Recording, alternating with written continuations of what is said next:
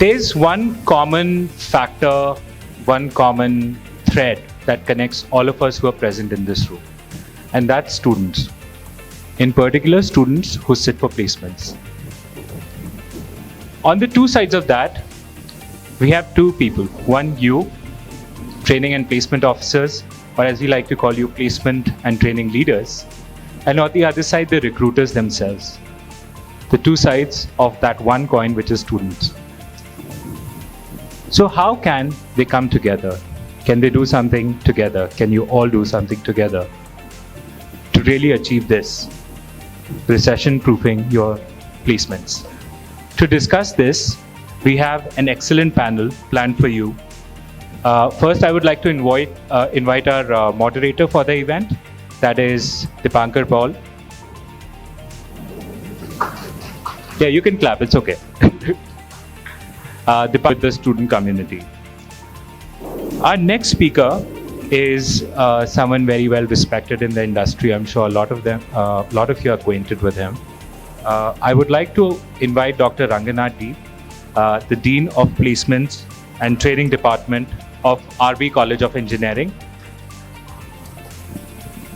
Our next guest, again, someone of equal stature and equal responsibility, Mr.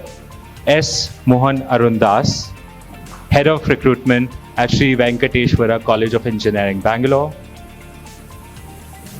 Next, a special guest who is actually here from another city. So we are very honored to have her here. I would like to invite Ms. Hani Parmani for joining us on the stage. Hani is the DGM of Strategic Partnerships, Impact Investments and Public Policy at the National Skills Development Corporation, that is the NSDC. Our last two guests represent the recruiter side of these things. First, I would like to invite Ms. Michelle Dudani, who's the Head of Recruitment at Wildcraft, among other things. And our final guest speaker, Mr. Ashish Banka, Head of Human Capital at Tradelwise Incorporated.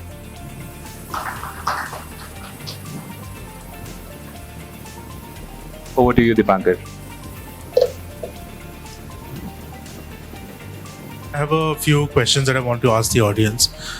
Yogesh already asked one of those, which is, are we in a recession? Can I have a show of hands? That's all? Only 2 or 3 people think we're in a recession? Okay, we're getting there. Cool. Has hiring and placements dried up in your experience in the past year or so? Again, show of hands. Okay. And final question is, how many of you here are representing an engineering college? Most of us. Right. Cool. Just to kickstart things, I just want to make a couple of statements and then we'll get into all of the questions and answers. Like almost everybody has agreed here, we are in a sort of a difficult macroeconomic situation, and placements and hiring has dried up in the last year or so. Just a few months back, there was a piece of news that were floating that mass layoffs have been happening, and almost 43,000 people have been laid off in India. That's one. Second is, following on from what some of you have said, in the past year alone, right, there has been a 61% fall in engineering college placements.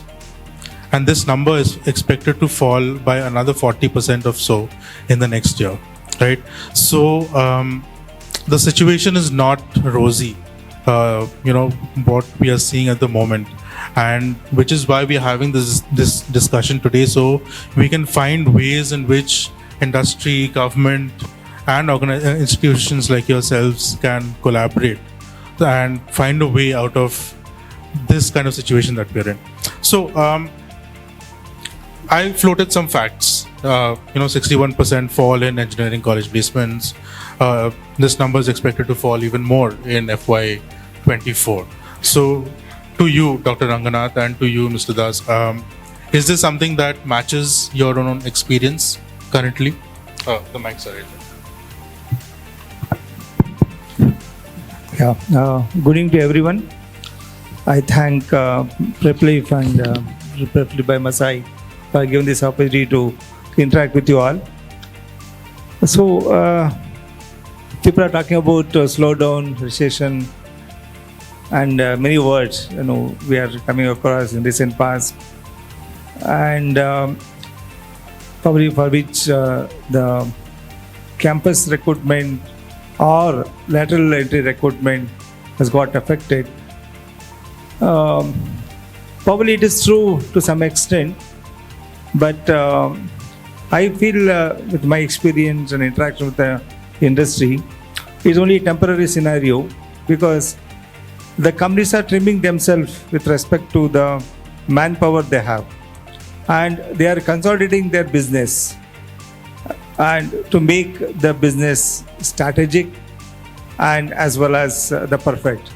So in the process, okay, they are looking at the non-performer in the organizations.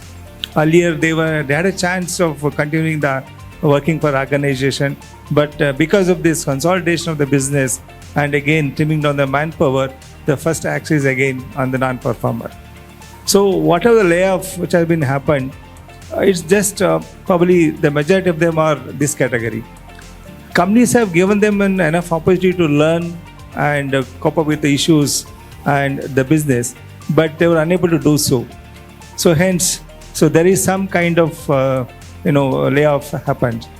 So this layoff again affected entry-level campus placement, because somebody gets into the organization at entry level of the campuses, they need to be trained, and to train them, there were mid-level management people available, but the mid-level management, they had some kind of trim down, so they were less in number. Probably companies are little hesitant to take entry level at this point of time, and they're following wait and watch policy.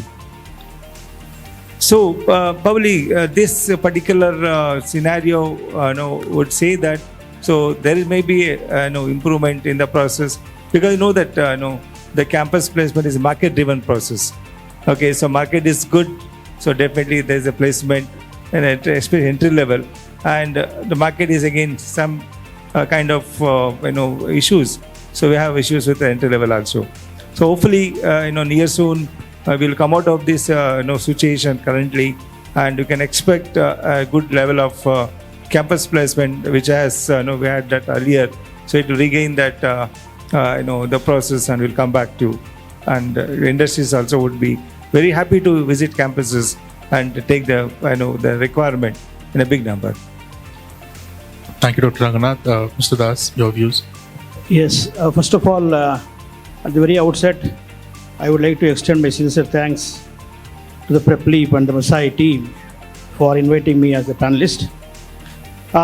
Yes, I do agree that the recession is globally hit. That is true. The recession, actually, what we call it as, the companies are not finding the right candidates.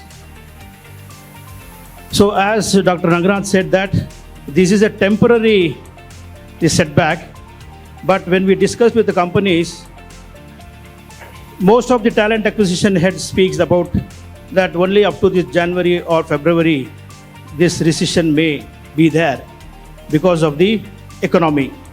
Now economy is slowed down. As you are aware that when the economy is slowed down, automatically demand also will be less.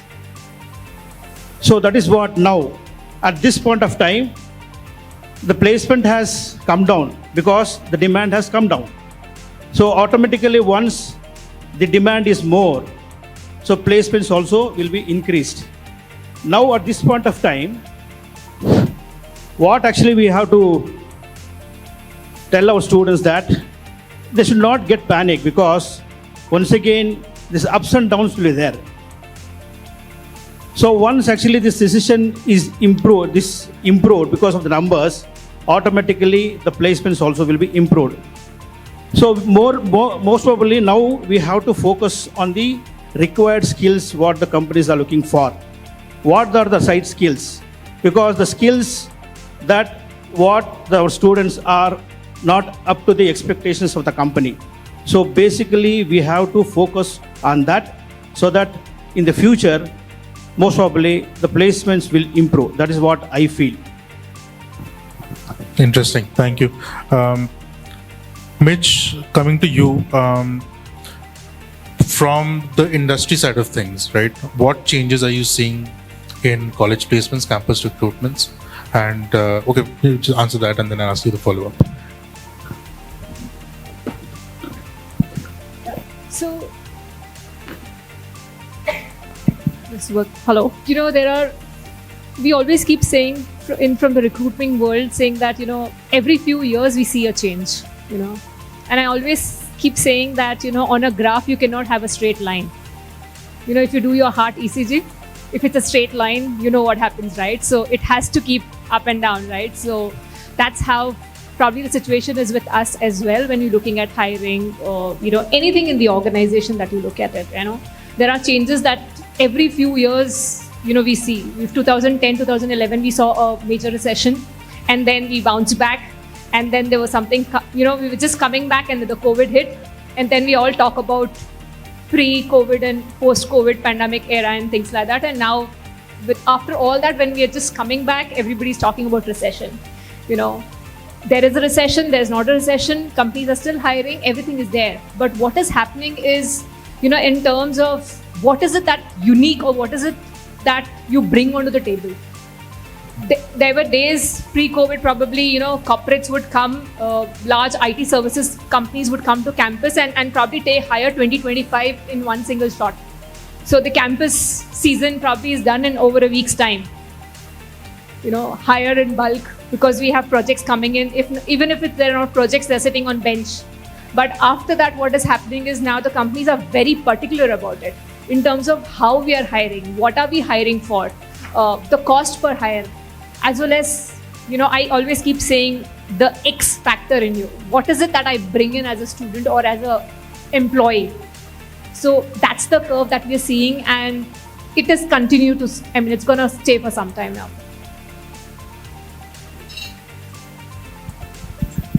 Namaste everybody. Thank you so much, Masai, for the invitation. I represent an organization called Cradlewise. So Cradlewise is a tech product company into the baby space. We manufacture a patented product, automated rocking crib. So we manufacture it in Vietnam and we sell it only in US. India is the tech hub. Last year when I joined the organization, we visited almost around 45 engineering colleges to recruit engineers right from IITs, triple ITs and all other. And we only got 2. When I came back after meeting all the placement heads and the deans of major engineering institutes, I think I will narrate this in a story to all of you to explain that what is the deficit which we all are talking about. So there were 3 people who were breaking stones in a palace. And the king was looking at them saying that these 3 people are doing the same kind of role, but everybody has a different behavior. He called one religious saint and he told that these people have different behavior. So he went to them and he asked them, to the first person, what are you doing? The first person who was breaking the stone told, can't you see I'm breaking the stone? I have to feed my family. He went to the second person, what are you doing? Nothing to do in life, so I am breaking stone. He went to the third person, what are you doing? Something is being built up, good, I'm contributing and I'm happy and breaking the stone. He came back and the king got tense that same people working in the same arena, why they have different behavior, different thought process. The saint told that what they lack in their careers or in there is a mentor, a vision. Everybody, when we talk about student community, is a very sensitive community, which is, you all are people making livelihoods of this Youngistan in India. A great responsibility where you feel that somebody's life will get changed economically, socio-economically and status quo. But we fail to understand that everybody is special. We cannot treat everybody with the same yardstick. So the saint went again back to these three people, and with the right mentorship, how we can groom careers, we would listen. So he went to the first person and told, why you are so unhappy? Feel that at least you are able to earn and go back and have one square meal with your family end of the day. That should make you happy. The second person, you should go back and he's told that pray to God that at least you have something to do in life. You are not idle. And the third person was self-motivated. If you are motivated, gather everybody and motivation. I think from a recruiter's point of view, we treat people, students as a very sensitive community. Everybody is special, and we all have to, join hands together to ensure that their temperament, their skills are rightly nurtured, rather than asking them and becoming them a herd that you do this, otherwise you will fail to, success, or you will not success. So Interesting. Hani, coming to you from a government policy perspective, right? There was a study on LinkedIn very recently where among recruiters, where 75% of the recruiters responded by saying that skills first hiring is going to prevail for the next 18 months or so. Now, this fact combined with what I said earlier, where campus recruitment is going to expected to fall. Now, we understand there are ups and downs when it comes to market that we've seen through our careers. Sometimes there is a high, sometimes there's a low. But in the middle of all this, stuck in that, in the troughs and the crests is our students, who, when the market is good, your students are getting placed. When the market is bad, they're not getting placed. So when in those bad moments, what can we do to ensure that the students are not left in the lurch? So is there anything that NSDC or other government agencies are thinking about doing along these lines? Thank you very much for this platform, and I'm great to be part of this esteemed panel and also such esteemed audience with us today. So I represent NSDC. Just to give a quick brief about NSDC, National Skill Development Corporation is a public-private partnership. We have 49% stake by Ministry of Skill Development, and 51% is by industry bodies like CII, FICCI, CRIDAI, etc. So we are also like a startup of government in a way to basically, bridge this gap. There's somewhere as a country we have an overwhelming supply and an overwhelming demand as well. But the biggest challenge is the skill gap. And that is where, short-term competency-based skilling was a concept that was being thought of by the government, and eventually NSDC came into existence. Coming to your point with respect to how students should, make most of the current scenario. So obviously one of the biggest challenge that recruiters face is definitely that there is a gap in what students are studying at the college and what the industry is demanding. So there is this definitely need for a more agile curriculum, or something which is dynamic as per the needs of the market. Whatever students are studying in today's date, by the time they finish their engineering, that might not be relevant also. The way industry is growing, the way things are changing. And that's why so I was at the National Education Policy Summit last weekend, and there was a discussion of introducing and emphasizing more on academic bank of credit. So Masai, it's one of the first startup partners of NSDC, and we are also trying to introduce skill-based education by linking it with credit system. So colleges who are kind of welcoming skill-based education with partners like Masai would now be able to give credits also to the students, and that would be finally counted in the degree. Sorry, I got digressed from the main question, because these are few points I wanted to introduce given the importance of it and the people around. When it comes to recession or these kind of slowdown or these kind of external factors, these are short-lived, and these are just like that life is just like that sinusoidal curve, and ma'am very clearly nailed it well, that the ECG graph. So it's also an opportunity for students to upskill themselves and prepare themselves for the opportunities ahead. It's not like that opportunities are dead. We are not like Africa. We are a growing economy, and we are at a cusp where, globally, India is being looked at as the next skill capital of the world. So definitely, NSDC also has an international wing, NSDC International, and we are seeing there's a surge in demand for Indian engineers outside India as well, due to a lot of factors, not just with respect to skilling, but also from the perspective of international relations, from where we stand today. So the situation right now is very temporary, I would say. Things are definitely going to change.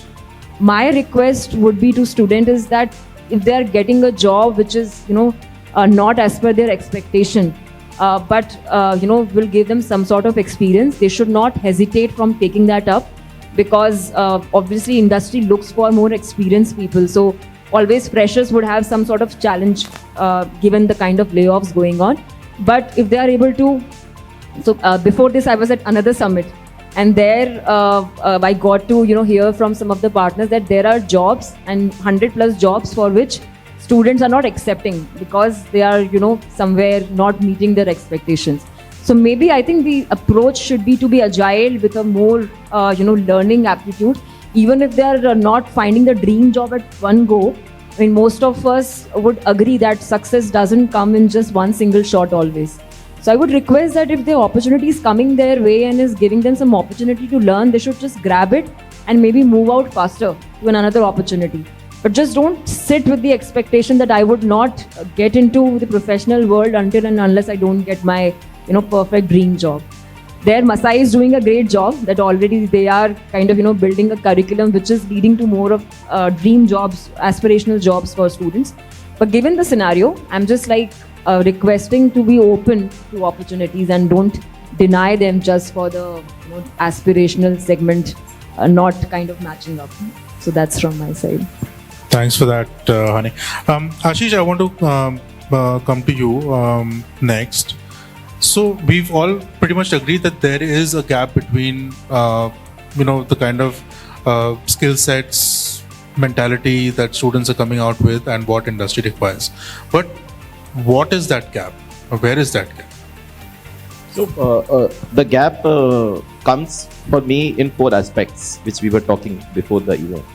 The first gap is a technical skill gap, where some better colleges, will provide a better education, better professors, better labs, and the CGPA of the students would be much better, or they have taken students from a better +2 kind of standard. The second gap comes, which is more of your behavioral gap. The PDP classes, the communication classes, how confident are they when they appear for the interview. The third gap comes is your entrepreneurship mindset gap. When we get students and when we interview them, it's okay if you have not got a job. It's okay if the recession is there. There always be some kind of unfavorable condition. Are we looking at students and when they come back to us, to the colleges, and they say, Ki, you have taken our ownership for the entire life? That cannot be possible, right? You are paying your fees and coming here for education, not for placement. The fourth gap is a mindset gap, where these students fail to realize, and I completely agree with Harish, that in end of the day is, if things are not working, what is the alternative they are planning? They are not talking about alternatives, they're just willing the recession is there, jobs up. I think these are the 4 things, mindset, your behavioral skill, and your entrepreneur. I think what we should do to answer this is, as engineers, most of them will never be unemployed. Let us all agree to that. We are worrying about them as placement leaders, and even as HR leaders, we are worried that if you are not able to hire people, how we will bring this economy forward of India. But trust me, I stand here and I say on all our behalf, they will not have jobless. They will find something or other which can be a freelancing of a web designing, Python, or they can do anything they want in life. But do they want to do, or they do want to sit back and say, नहीं हुआ मेरा तो चुपचाप बैठो और देखो कि भाई नहीं हुआ है और लांछन लगाओ सबके ऊपर. If you want fingers to be pointed, we are there. Point fingers on us, point on industry, point on TPOs, point on principals.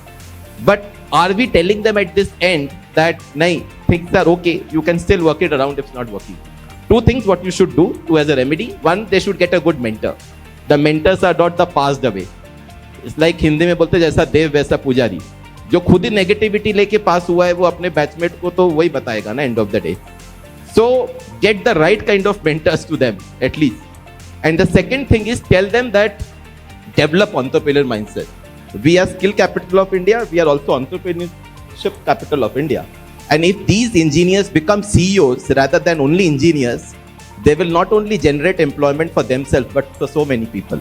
And I think that is what we need to build this mindset change to empower and enable students of Youngistan. So. I would just like to add to what Ashish said. So we had a delegation from Germany where they visited at the ministry, and you would not believe there's demand for 4 lakh plus engineers just in Germany. And the entire world is open that way for Indian engineers right now. So very well agreed with you that engineers are going to find their way out in some or the other way. It's just about, keeping up hope with the current times and working on their skilling. That is why when we meet the engineers, they look at MBAs with a bright eyebrows. कि आपको तो कुछ आता नहीं है. Right. That is why pride engineers take in their education 4 years of BTech. So I think it's just our sponsorship to them that you can do it. So one more thing I will add to Mr. Ashish, that actually many of the students, that self-confidence, lack of self-confidence, that is what actually the highlight here. Because see, they know what to do, what not to do, but even then the lack of confidence, they cannot able to move further. So they want to depend on somebody, but they have the skills, everything. But only thing actually what the self-confidence makes more difference. At the same time, the learnability. So whatever the responsibilities that be given to them, or whatever the job that has been given to them, that actually they should be capable enough to do that. That is what actually I would like to add.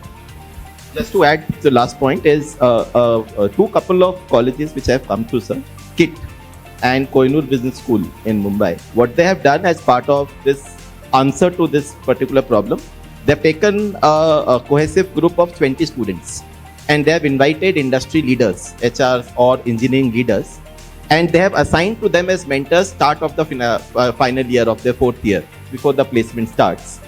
I know that, and this is happening online. So generally, these industry leaders come and mentor these 20 students specifically. Over a period of a year, they also develop a relationship and they bring an affection towards each other. And these students have shown phenomenal results than many of them who did not have mentors. So this is another industry is trying to build. Interesting. So we are actually, all of you are placement and training leaders, and there is a similar event that happened in Mysore today with TPO leaders with the Karnataka Skill Development Corporation. So clearly, I mean, that's a happy coincidence, but clearly there is a need for these kinds of conversations to happen. So coming to you, Dr. Ranganath, Ashish mentioned some gaps in what students are coming out with and what industry actually requires. So from technical skills to mentality to mindset. Is there anything that your institute is doing, or are you thinking around these lines in terms of enabling your students to be able to bridge this gap? Yeah, see, industry institute collaboration has taken a lead now, which was there in India earlier, but not to the level of what foreign universities used to have. Because in foreign top universities, all that R&D work is done by institutions, not the organizations. But India is not so. Still, we have not reached that stage. Trust me, in another 2-3 years' time, all the normal jobs will go off. We can see some kind of, what I can say that consent to the institutions. Because when I talk about campus placement, almost 60% of jobs are normal jobs. So because of this development of technology, new technology, so all the normal jobs will go. Then what to do for that students? How to manage them now? Because see, definitely everyone will agree with that. The admissions is purely based on the placement in the campuses. What will you do for that now? So there is now the support of industry is required. When I say the normal jobs, what are other jobs then? If normal jobs goes, what is that? What are the other jobs available? These other jobs are the one which I don't know. Anybody doesn't know. But there will be jobs, but not normal jobs. So in this context, definitely the industry would support the institutions to find develop the skill in a candidate, so that, as Professor mentioned, that the learnability would increase, because the change is constant. So today's technology will be obsolete tomorrow. So I need to change myself to the new technology. Then I should learn fast the new technology. That is very important. So I need to concentrate more on that. Then adaptability. So the change, not only technology, even companies also would be having issues. So then it should be in position to adapt to the industry requirement, industry environment. Then flexibility. So when there is again change required, like learnability, so also to ensure that I am flexible enough to meet the industry requirement. So industries will come forward to help us into overcome this issue what campuses will face. So we have many such programs in our campus. Like we have around 20 center of excellences in the campus, in our campus, where each student will be part of the center of excellence, where he will get that inculcate the skills in him as per industry requirement. Then we have 15 innovative clubs, where students work in these innovative clubs. If you come to our campus at 11:30, 12 o'clock in the night, you can see the campus is very active, because the students will not find time in daytime. They will come to innovative labs in the night time and work hard. So then we also expect or promote or encourage industries to come out with the problem statements, so that our students can look at the industry requirement and tackle this problem what industries are facing. Last year we had 850 problem statements solved by our students. So it's a great achievement. So likewise, we need to look at the new learning methods. See, classroom teaching has taken a backseat now. So I'm doing good thing by doing good teaching in the classroom. No, that will not work anymore now. So no more classroom teaching. I mean, I don't say that you should avoid that, but it has taken a backseat. So all these new things which are coming up now, the new learning methods, even internships, then guest lectures. I believe in guest lectures, because we conduct at least 3 lectures in a week. We invite industry experts to talk to our students, to interact with the students, because whatever change in technology or new technology in the industry, we are not aware. So definitely industry people would share that with the students. Students are really keen on understanding what is that technology industry is working for. So guest talk, then internships, projects, innovative clubs, problem statements, and center of excellences. So these are all that the learning methods what we adopted, so which makes the student more talented and more flexible and with a good skills income. So that would really help them to face the industry. So even the normal jobs goes. So our students are equipped with such kind of skills, definitely can meet the market requirement and find out opportunity to work for the organizations. Thank you for that. What about in your college? Yes. See, actually, here the industry aligned syllabus, the curriculum, that we have to set first. So, any company for that matter, when we talk to the companies, what they say is, so they provide 6 months of training program for the students when they onboard the students, and almost actually they increase to 8 months as well. After 8 months, actually, if they want to put them to the project. So what the concern of the talent acquisition team, they say is, apart from giving 8 months internship programs, so when they put into the project, the students actually lack of technology, they cannot able to continue with the same project, and the students directly say that the internship training program, whatever actually they're given, they're not able to understand. So where is actually the lacking? So here in the beginning, before the recruitment process happens, the company actually they should have some mentorship, the corporate mentorship or corporate technical mentorship. So that should happen. At the same time, nowadays actually most of the companies are coming up with boot camps. So before the date of joining, they used to conduct the boot camps for 2-3 months. They see the performance of the students. As for the performance of the students, the performance of the boot camps, how they perform, then they get the joining dates without any assessment, because they can able to understand. And before joining also, nowadays most of the companies are started with the assessment as well. In spite of all written tests or technical interviews or the HR interviews, in spite of that, so before they onboard the students, they would like to have one more assessment test. So all this actually, why this is happening? Because as Dr. Ranganathan sir told that the technology is changing day by day. So for that, how we as a placement heads, how to inculcate the technical aspects into the students. So they should be industry oriented.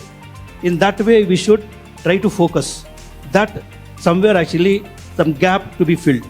That's what I mean to say. Interesting. And Mitch, we were speaking earlier On that. So I think from both the sides, from the academia side and as well as from the corporate side, we need to have a batch of students or team of people where we kind of understand. I've been part of a lot of colleges where we have programs like mentorship programs where one person from the corporate is given maybe just 10 or 12 students, and there are touch points every week, in terms of one-on-one discussion, a group discussion, a meetup, etc., to understand what is it that they have and what's the gap, what do they want to become, what do they want to achieve. So that cannot happen if I go and address as a guest lecture to 100 people, 100 students. There I can talk about it probably from a 100 feet high kind of a situation, that this is what the corporate looks like outside, this is what it is, and this is how the world is outside. But one-on-one connect is very different. So I think that is very important. If the colleges are not doing it, then something to look at it. A 6-month, 8-month, 9-month program with a corporate person, could be from the tech, could be from the business, could be from the HR, etc., where it helps to connect with the students and understand the gaps there on that. Second is, as I spoke about the personal skills or the soft skills, one is the tech skills that it goes on the college, but there are so many times that even that is not enough for the students. So how much are they putting it extra effort by the students and the colleges in terms of giving them extra classes or curriculum on that? That is one part to look at it. And second is in terms of basic, I have come across, doing the tech interviews and, at senior levels also, project manager and things like that. He may be very good at his work, but when it comes to interacting with people, when it comes to answering the question in the interview or looking at it from a business perspective, they just fall flat on that. They don't have an answer. They're not able to articulate. So very simple skills of saying, how do you attend the interview? What are the questions that can come across to you? How do you tell about yourself, brief about yourself? Starts from the basic of that, and then looking at somewhere down the line, you need to, like he said, entrepreneurship mindset, because companies are now looking larger from that perspective, you roll up the sleeves and you take up new assignments. You are probably leading the team. A lot of things that happen. So you need a lot of qualities. You may not have it. Everybody doesn't have it, or is not born with everything on that. But it's the attitude, how they can pick it up on that. So I think that is very important from an academia and an institute connect to help these students achieve where they're lacking. Yeah, Ashish, what about you? Any experiences on this? Michelle on this. It is nothing. But I just want to look at that when she mentioned about the CV. Like today, when we screen a lot of CVs, we want the students to mention whether they have a GitHub profile or not, whether they have a flow career. If you have not mentioned all these things in your CV, that gives an impression that he's a backdated engineer. So what is happening, you need to put, is hackathon. What is your rank on hackathons? I think these are very small things, but as recruiters, when we have so many people and very less positions, we are also handcuffed. What we will do? So generally, these are fine lines where it becomes a differentiator. So end of the day. Honey, coming to you, NSDC obviously is built for collaboration. That the kind of collaboration that we're talking about. In your experience, what are the things that work? What are the things that don't work? Maybe. I think things were not working that well. That's why there was a need to create a body like NSDC, because the skill-based education was something that was missing. NSDC is now endorsing more outcome-based education, very much like what Masai had in principle started with, and Prepleaf is kind of now taking the legacy forward. So what's really working is that now government is also, like I said, has come up with this new education policy which talks about skill-based education, and going forward when colleges have to implement NEP, they have to introduce 40 to 50% skill-based component in their curriculum. And their partners like Masai can play a great role. Because they are close to the industry, they are seeing how industry is dynamically changing, and their curriculum is agile. And colleges have that advantage that they are getting connected with a partner like this directly, and are able to integrate skill-based education in the mainstream curriculum, helping students to not run around as in besides the due credits for the degree, and in that same they are able to get them best of both the worlds. So I think in a way this is a great step in a direction which was very much needed, and there I see a lot of hope with partners like Masai who are doing incredible work. I mean, thanks for that. But so what I'm hearing is that industry academia collaboration must happen. It's not a theory good to have anymore. It is a must have going forward, and because colleges are challenged by students make that pivot when with that address that can enabling these partnerships with colleges and the industry. And from what I'm hearing from the industry as well is that there is a huge gap when it comes to students graduating from colleges to what the actual requirements are in the organization. So at this point, if anybody has any observations, any questions, I would love the crowd to ask your questions. We have a great panel here representing the entire spectrum of a student's education and career. So if you have any questions, please ask. Before that, I would like to mention one more thing. See now, the quality of the students getting into the various colleges, irrespective of the category of the college, nowadays are almost same.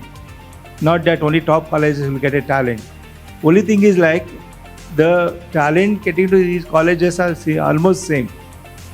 Only you need to create an environment in the campus to discover the talent of the candidate. So talent is hidden. He doesn't know how to come out with that talent. So there is an environment you provide to discover the talent or to bring the talent out to the market. Definitely the industry collaboration is very, very important. So industry collaboration can be any level. There are different kind of industry collaboration.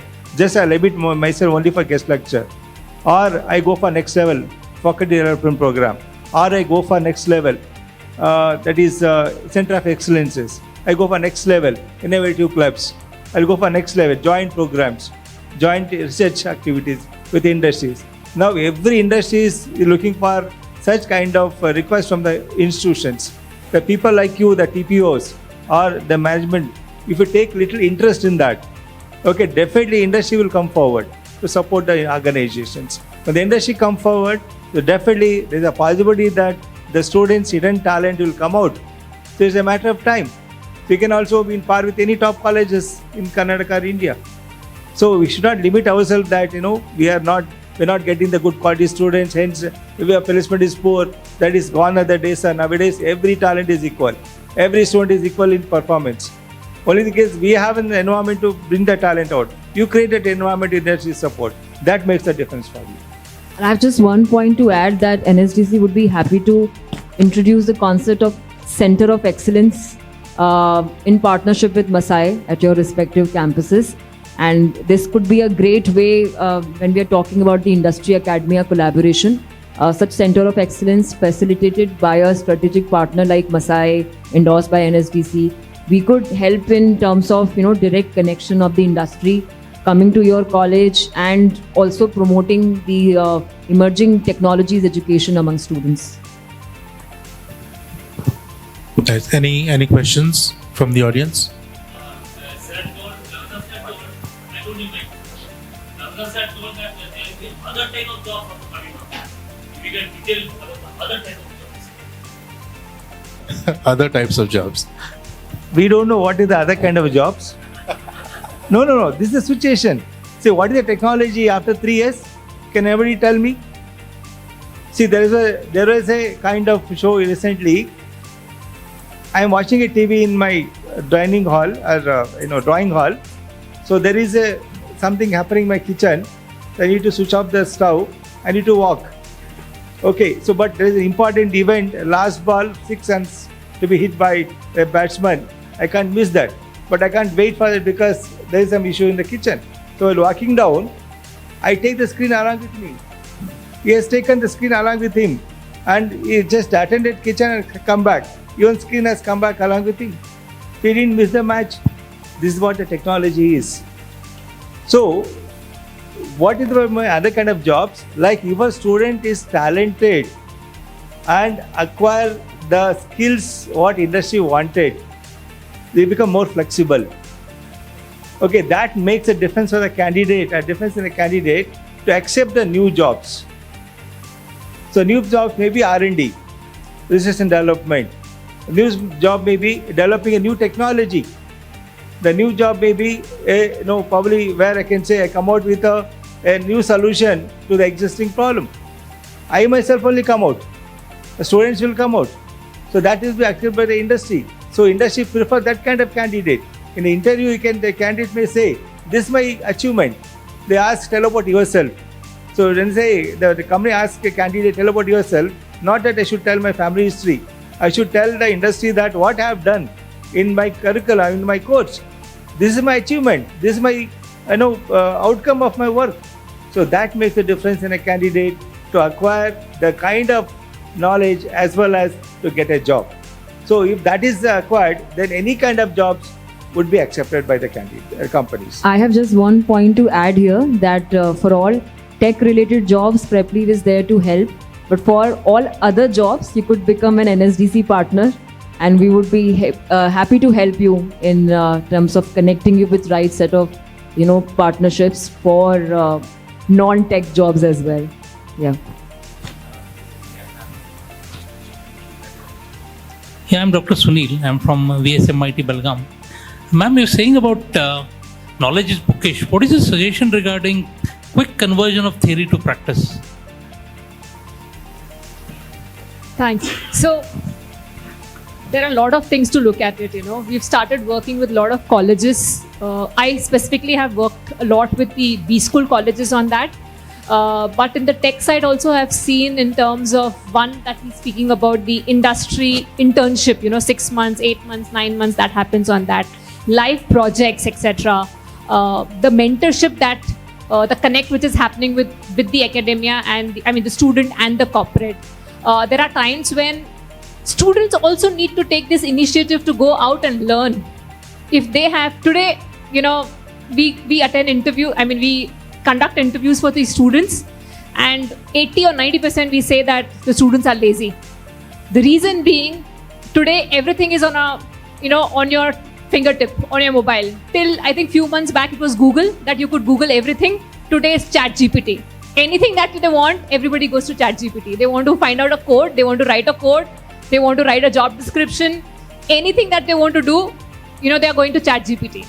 So what has happened is we've started to, we've stopped actually thinking about it. What's the logic behind it? Why does this happen?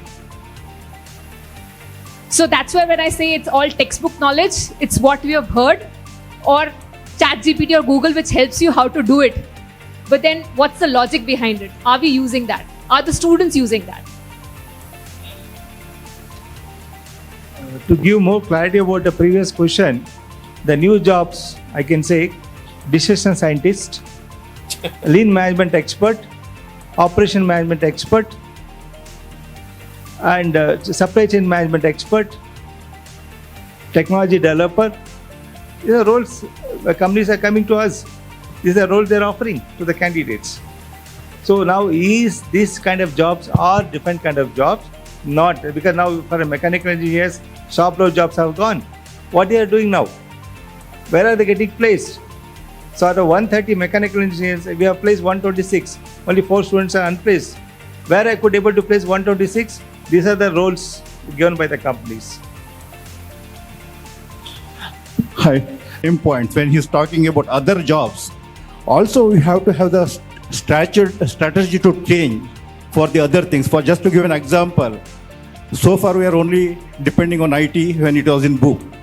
I just want to give the example. Last year, re-strategizing yourself, as rightly mentioned, mechanical engineering or the civil engineering are the best branches got the jobs for the last year in our organization. At the same time, if you focus into the core engineering before you get those other jobs, still you can come out of this recession hitting as a college. That is what I just want to add the point over here. Thank you. I have a question actually. So Ashish, you mentioned mentality and that entrepreneurial mindset. And this is, I'll also follow up the question with you too also. What can colleges do? See, it's very easy to say students should have this mindset or students should develop this mindset because this is what will help them become recession proof when it comes to placements or careers and jobs. But what can institutes do to inculcate this? I think institutes are already doing. They have set up incubation centers. They have set up labs. What I think the first thing which we all should do collectively is tell students when they come enroll that you are not here for jobs. You are also here to create your own startup.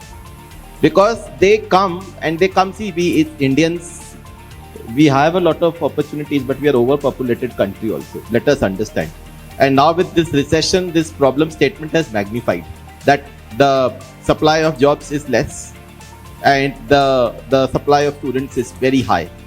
So what we should do? Should we wait and find out alternatives, or should we tell them at the first that do you have an entrepreneur mindset that you can do something at your own, rather than you chasing us in the 4th year and our lives becoming difficult, that you are not able to give us jobs, and if the jobs are not coming, then the admissions are getting impacted, the fees are getting impacted. Let us address the elephant in the room end of the day.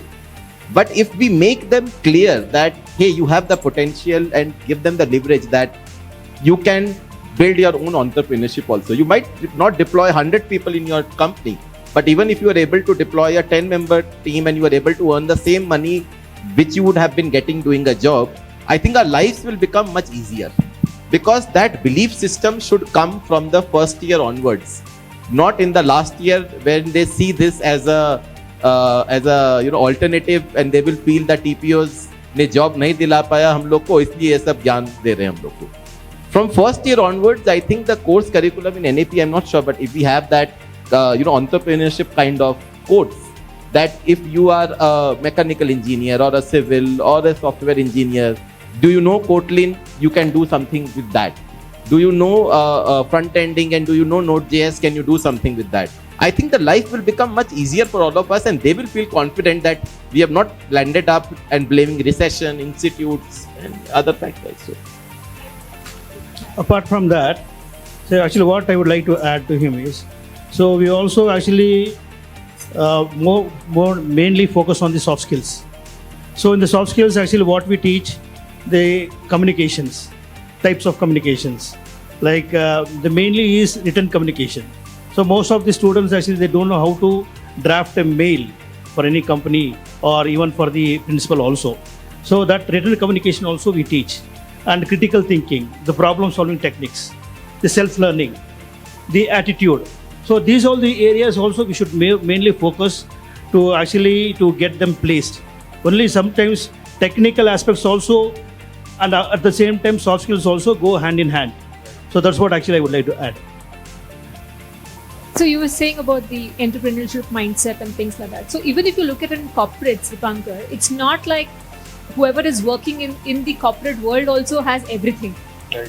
When that's the reason why there is probably a training department also in the organization which focuses on your succession planning, which focuses on your career movement and your training, which is given for you to take up leadership roles, project management roles, etc. on that, right? So there is X amount of training which is given to the leaders as well, to move on to the next level, manage the team, all of that. So likewise, all this also has to happen at the student level as well. There are 4 years that they're spending at the college. Have different training programs from them, apart from what we already been talking about, soft skill, all that is one. Looking at a live project, looking at a, probably if they're talking about something, developing a new technology, etc. How do you have a COE inside internally or with a, collaboration with a corporate, that there is a mentor attached to it, and how they are actually creating a product, doing something, live projects, products creating, a lot of things, And if they have to start their own business, what is it that they could do? Yeah, interesting. I mean, a lot of solutions. I disagree with you, sir, on a lighter note that you said soft skills are, but I as an HR am told that engineers are the best, they write best love letters during the 4-year course. How the soft skills are so poor? I didn't know that actually you're coming on that way. Interesting. A lot of solutions offered by the panel here. Any other questions from the audience?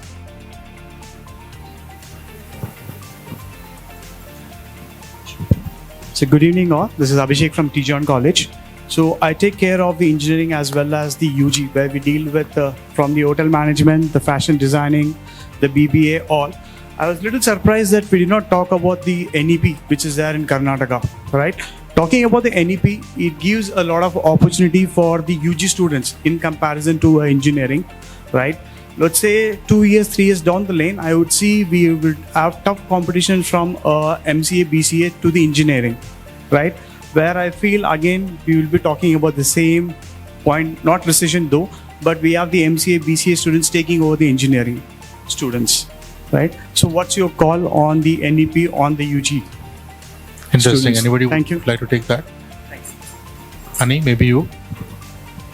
I didn't exactly get the question. NEP is not just for non-engineering programs. It has the ambit of entire breadth of courses. So can you please specify what exactly is the question? Even if BCA or MCA students you are saying are going to take over engineering students, at Masai even a 12th pass is able to crack a job at times better than an engineer. So it's more of like who has better skills. So I think Absolutely. So what happens is, so let's say if it's a fashion designing or a hotel management student, right? He's got an option to pick any of the engineering topics as well. absolutely, Yes. it's an era of multidisciplinary education, which is what was taught in India in Gurukuls in our Vedic Kal. This something is coming back, and we are coming into an era where students can study music and literature along with engineering. So it's not about that, fashion designing students are going to get options like that. Even engineers are going to study subjects which are non-tech. So it's an era of, even IIT Bombay has already started in that direction of offering programs like music and other such, liberal arts stream for engineering students. So we should agree that another 2 years down the line, it's going to be tougher for the engineering TPOs. It's gonna be like the survival of the fittest in a way. Absolutely. Yeah. Thank you, ma'am. Thank you. It all depends upon the skills we inculcate in a candidate. Doesn't matter what course he is going to complete, because see, ultimately what is happening is a recruitment. When the candidate is for recruitment, so definitely he will look in a candidate the skills he carries. So the NEP is concentrated more on life skills. Okay, they ensure that the proficiency of a candidate is taken care well, so that he is more flexible and adaptable. So then there's no issue of that, MCA, BCA, BSc, BE, anything. All these courses become almost same. Only thing is he carries, and one more thing I'll tell you, in the later part of the in the coming days, this payroll jobs will go. So most of the jobs will be contract-based jobs. So I have a project, come and do this project, take your money and go. Like, construction laborers, they take a contract for painting. You go to one house, you finish the painting in 1 month, take the money and go to other house. Likewise, the jobs also. So company will not pay you on 30th evening the salary. So it is going to be a package kind of thing. You finish this work, come with your team, finish this work and take your money and go. So hence that kind of jobs will come in more and more in days to come. So NEP will take care of this. So whatever the NEP we are talking now, that will take care of this kind of aspects in a youngster, so that you will not feel insecure.